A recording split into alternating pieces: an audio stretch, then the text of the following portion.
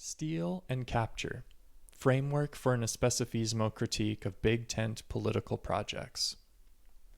While just critiquing problematic political tendencies won't make them disappear, as we've said before, when anarchists don't intervene and attempt to imprint our strategic vision on social movements, other ideological forces will. It's important to be able to argue against other strategic proposals in debates. This framework, in 3 parts, is a tool for this task. 1. Stealing capacity, quantity over quality, and tactics over strategy. We think it's impossible to combat opportunism, reformism, and electoralism without a specific organization of highly committed individuals working toward long-term strategic objectives, an organization capable of defending a consistent set of revolutionary and ethical principles. Without a political organization of militants with a high degree of unity, the longevity of revolutionary movements is entirely dependent on the spontaneous development of politics on the political level. We disagree with this approach because spontaneity isn't a defense against co-optation by professional politicians and bourgeoisie political parties. This has driven some militants to join big tent political organizations as a way of holding on to the gains they've made. But in practice, these projects only steal capacity from the popular organization by leading committed militants to political dead ends. Revolutionary movements are both sustained and limited by popular support.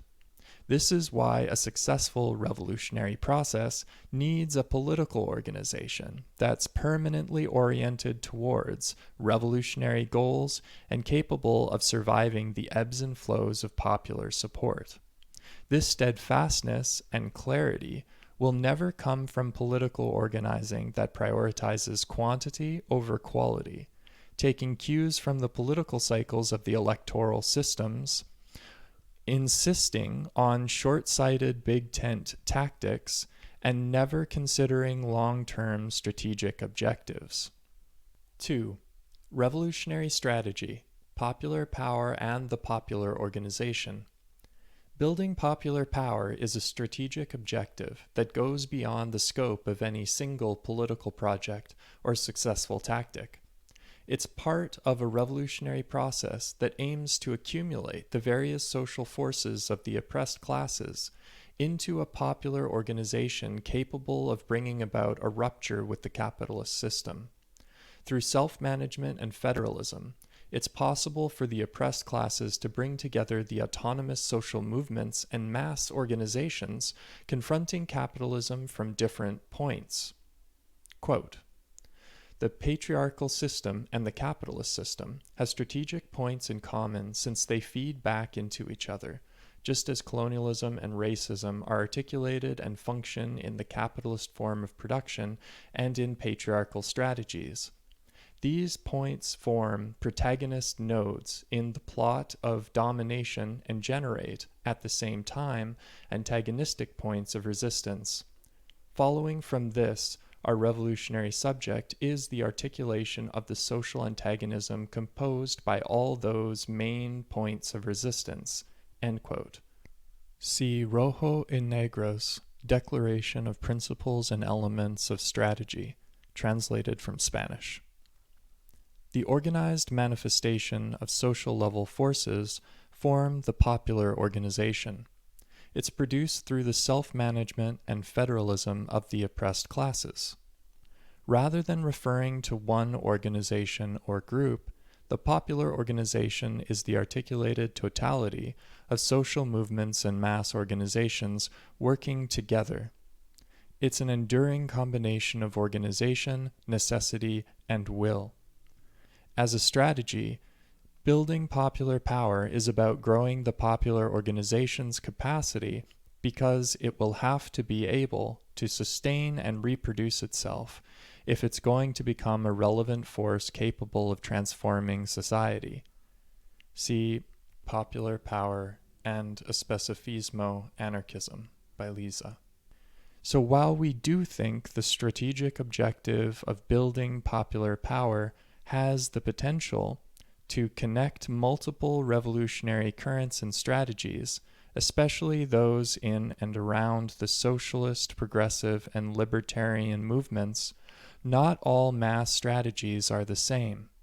For us, united fronts, grouping of tendency, and intermediate organizations are stepping stones on a strategic path, not intersections between the social and political levels.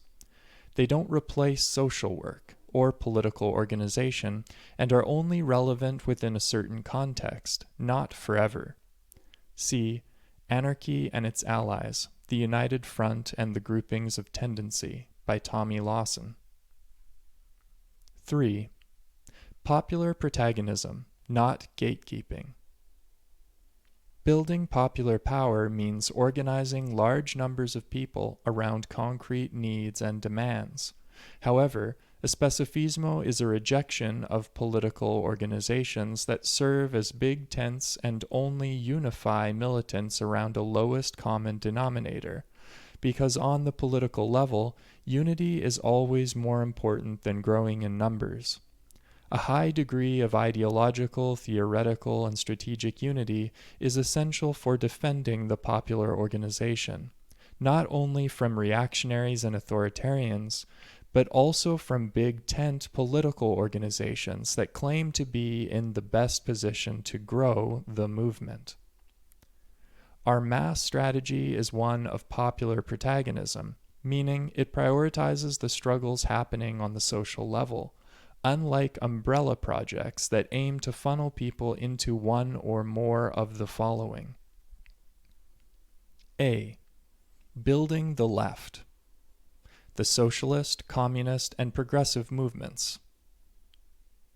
We should work on building the largest socialist organization possible because we don't want to lose the gains of the broad movement. B. Anarchist synthesis. The libertarian movement and activist scene. We should try to organize all the anarchistic people together. Anarchist communists, anarcho-syndicalists, insurrectionists, individualists, radical liberals, etc., because we already have an important characteristic in common. C. Popular Front politics. Reformist movements and electoral campaigns. We should all set aside our differences and rally together behind this candidate, campaign, party because their opponent presents an existential threat to all of us. Especifismo isn't about throwing out everything from other tendencies or from the broad anarchist or socialist traditions, but it's also not about organizing everyone together into a watered-down political force. Popular protagonism centers the direct action, self-management, and federalism of social movements and mass organizations. This means not being captured by vague socialist, synthesist, or electoral formations. We see these big tent projects as a kind of gatekeeping, even if their gates are open and inviting. Since popular power doesn't pass through any of these gates, revolutionary militants need to resist capture by these caucuses, coalitions, and campaigns.